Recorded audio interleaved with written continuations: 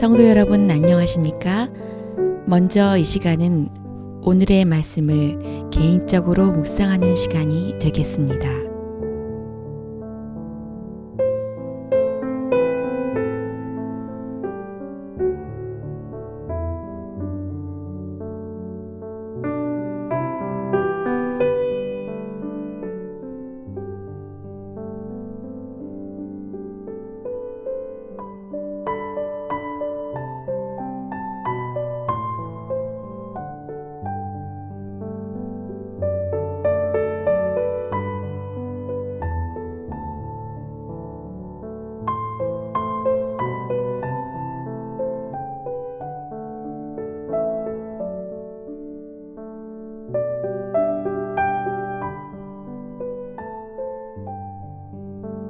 안녕하십니까? 하나님께서 주신 하루입니다. 이 하루를 기도로 시작하겠습니다. 하나님 아버지, 주님이 주신 이 하루를 말씀으로 시작하겠습니다. 말씀을 통해 이 하루를 어떻게 살아야 할지 우리에게 말씀하여 주시옵소서. 예수님의 이름으로 기도합니다. 오늘 말씀은 창세기 19장 23절로 38절까지의 말씀입니다. 롯의 가족은 천사의 인도로 소화를 피했고 소돔과 고모라는 모두 불로 멸하여졌다는 것이 오늘 본문의 말씀입니다. 롯의 인생은 산막으로 형성되는데 첫째는 아브라함과 함께 하나님의 약속만을 믿고 떠난 인생입니다. 둘째는 가나안에 도착해서 육체의 만족을 따라 소돔성에 머물며 쾌락과 부를 쫓아 살아간 인생입니다.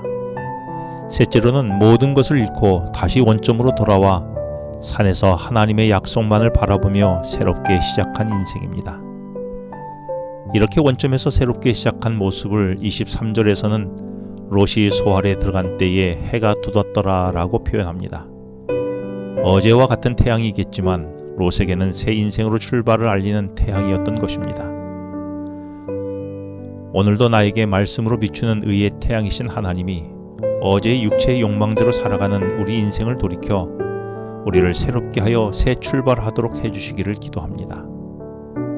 그런데 새 출발을 알리는 이날 그 은혜를 온전히 누리지 못한 사람이 있었습니다. 26절에 보면 롯의 아내는 뒤를 돌아보았으므로 소금 기둥이 되었더라 라고 말씀합니다.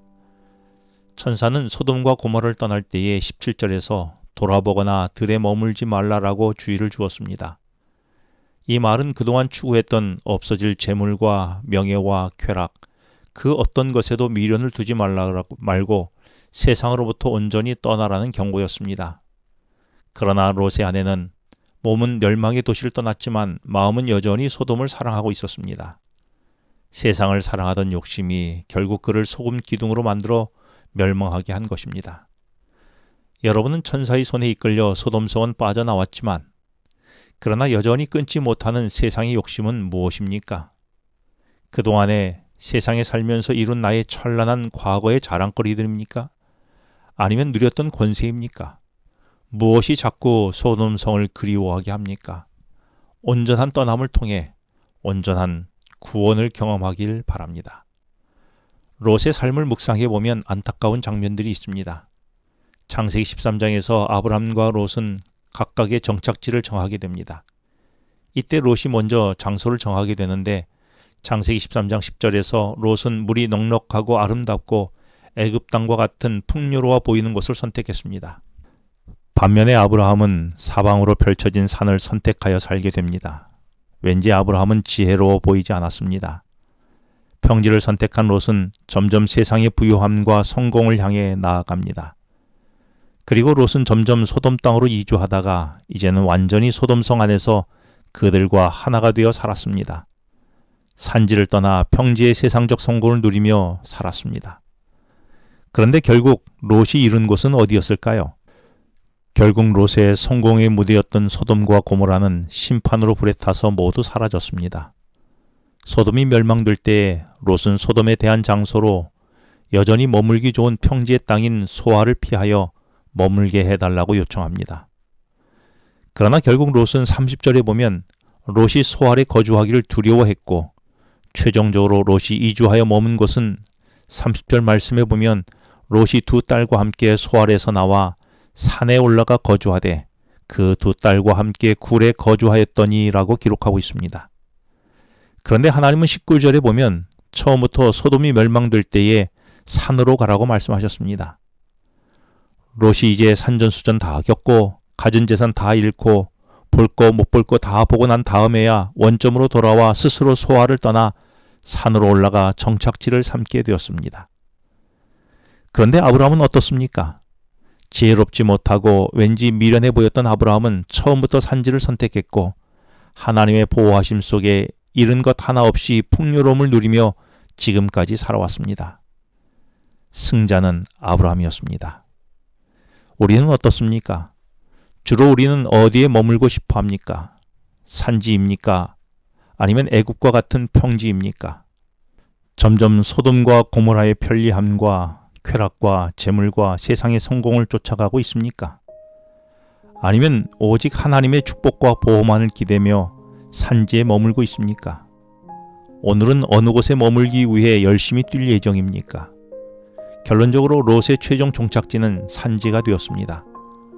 소돔성의 대궐 같은 집을 떠나 이제는 두 딸과 함께 굴에 머물며 하나님의 보호만을 기다리며 살게 된 것입니다. 31절부터 나오는 본문의 마지막 이야기는 남편도 없이 자식도 못 낳고 살게 될 롯의 두 딸의 걱정 이야기입니다.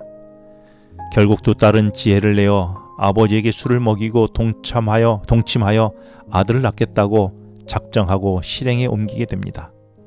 그 결과로 얻어진 아들이 모압과 암몬입니다. 그런데 안타깝게도 이스라엘 백성들의 여정에 항상 걸림돌이 된 두 민족이 모압과 암몬 후손들이었습니다.